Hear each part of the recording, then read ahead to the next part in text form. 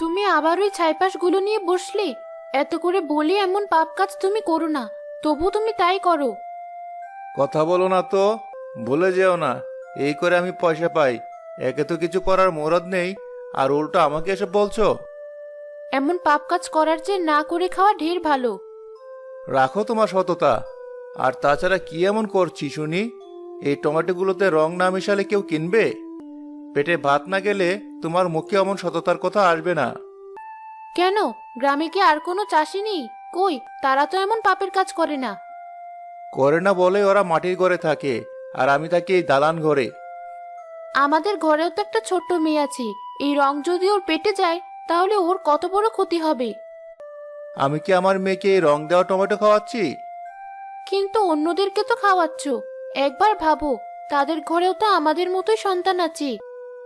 অত কথা বলো না তো। আমি তো কাউকে জোর করছি না এগুলো কিনতে। তাছাড়া এতে তো আর বিষ নেই।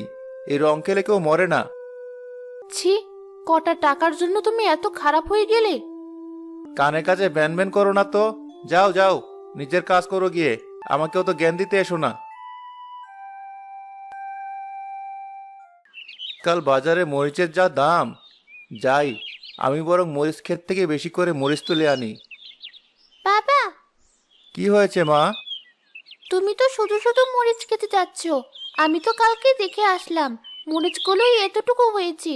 ওগুলো তো বড় হতে এখন অনেক দেরি। তুমি এখনই ওগুলো তুলে ফেলবে? হ্যাঁ হ্যাঁ হ্যাঁ হ্যাঁ, বোকা মেয়ে আমার। মা, এখন মরিচের অনেক দাম।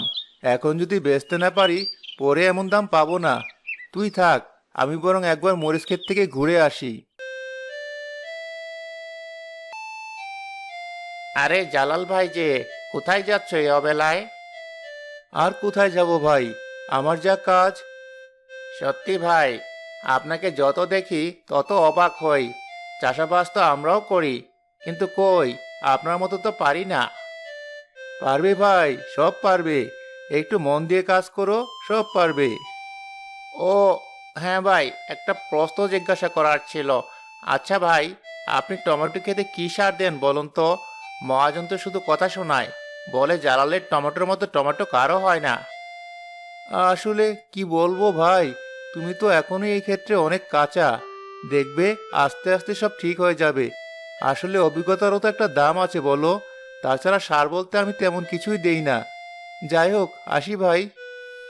জালাল তড়িঘড়ি করে সেখান থেকে চলে গেল। যাক বাবা, কি প্রশ্ন করলাম আর কি উত্তর দিল! ওই লোকটার মধ্যে নির্ঘাত কিছু ঘাপলা আছে, ব্যাপারটা জানতে হবে।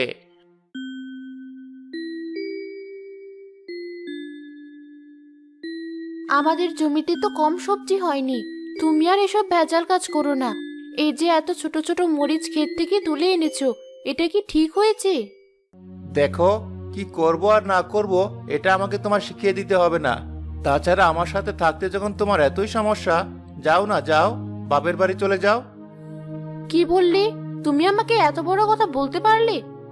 তাছাড়া কি বলবো? যাই হোক, এখন আর আমাকে দেরি করিও না। এক্ষুনি মহাজনের কাছে যেতে না পারলে মরিচগুলো আর গোছাতে পারবো না। সকাল সকাল বেরিয়ে পড়ি। না জানি এই লোকটা কবে আর কিভাবেই পাপের শাস্তি পায়। তাহলে তো আমার সংসারটা শেষ হয়ে যাবে।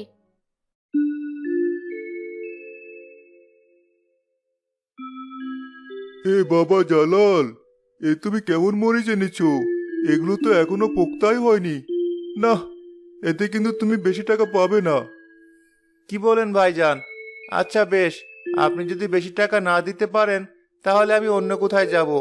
আমি তো জানি এখন মরিচের কি দাম। আহা, তুমি রাগ করছো কেন? আমি তো সব সময় তোমার থেকেই সব সবজি কিনি। তুমি তো জানো না এসব সবজি কোথায় কোথায় যায়। কিন্তু তাই বলে তুমি যত টাকা চাইছো তা তো অনেক বেশি হয়ে যায়। দেখুন ভাইজান, মিষ্টি কথা বলে চিড়ে ভিজবে না। তাছাড়া এই মরিচ বেচে আপনিও তো কম টাকা পাবেন না। তাহলে আমাকে কেন ঠকাবেন? হা, হা, হা, হা। সত্যি জালাল, তুমি হিসেবে বড্ড পাকা। বেশ, তুমি যা চেয়েছো তাই পাবে। আর হ্যাঁ, কালকে কিন্তু আমার আরো টমেটো লাগবে। ও নিয়ে আপনি চিন্তা করবেন না ভাইজান। আপনি ঠিকঠাক টাকা দিলে আপনি যত টমেটো চাইবেন সব আমি দেব।